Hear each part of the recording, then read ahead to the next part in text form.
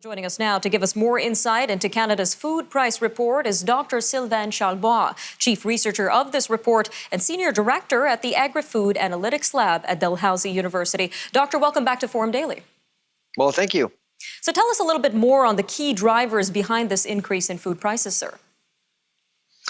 Well, when you look at the world, I guess there are three factors. One, supply chains. I think everyone is now aware that there are some issues with supply chains.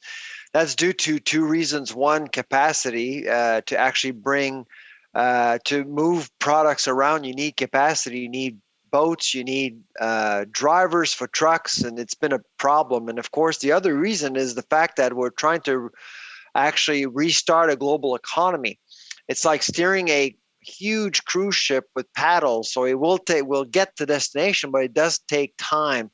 And when it takes time, it costs more money. So that's one factor. The second factor is labor. Across the supply chain, we're seeing some labor issues, shortages, or if you do have talent, if you do have people, you have to pay them more. That's what we're seeing right now, especially in North America. And finally, grains, commodities are actually more expensive. So if you're feeding livestock, if you're producing food, inputs are costing more. All right, doctor, and what types of food products will likely be impacted? So when you look at the report, first of all, in 2021, meat was the big story. We don't think it's going to be the case in 2022. So if you're a meat lover out there, that's good news. However, we are expecting dairy to be an issue.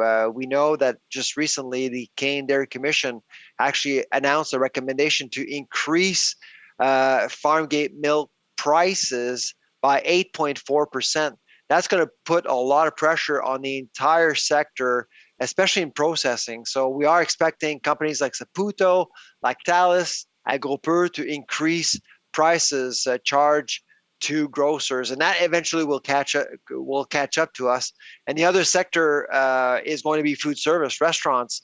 We are expecting menu prices to be adjusted again up to 8% in 2022. All right, sir. So how soon will Canadian families see these rising food prices in 2022 at the grocery stores? Well, for menus, I think people have noticed already. In fact, 65% of Canadians in the last month have actually gone out at least once to a restaurant. So I assume that people have noticed that menu prices are much higher than they used to. That's going to continue into 2022. For dairy, though, the increase will start in February. So do expect price hikes in the dairy section, probably end of February, early March. As for vegetables and bakery goods, those are two other sectors or sections which will be impacted by food inflation. We are expecting prices to rise steadily through the winter into the spring. And is there any way that Canadian families can prepare for these rising costs?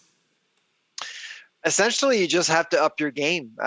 Show up at the grocery store knowing exactly how much you should be paying for items on your grocery list. Go to more than one place if you can, if you have time. And I would do the opposite of hoarding. Instead of hoarding, going once every week, 2 weeks at a grocery store, go more than one time. You'll end up saving more.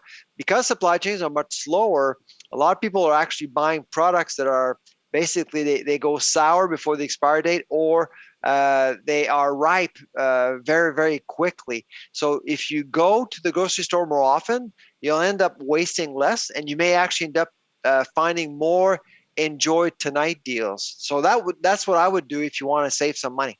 All right, Dr. Charlebois, a quick 30 seconds left here, but where can our viewers learn more about Canada's food price report?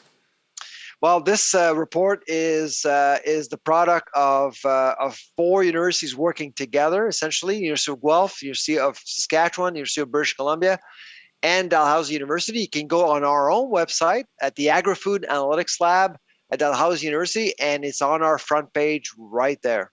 Dr. Charlebois, always great having you on Forum Daily. Thank you again for joining us. Take care.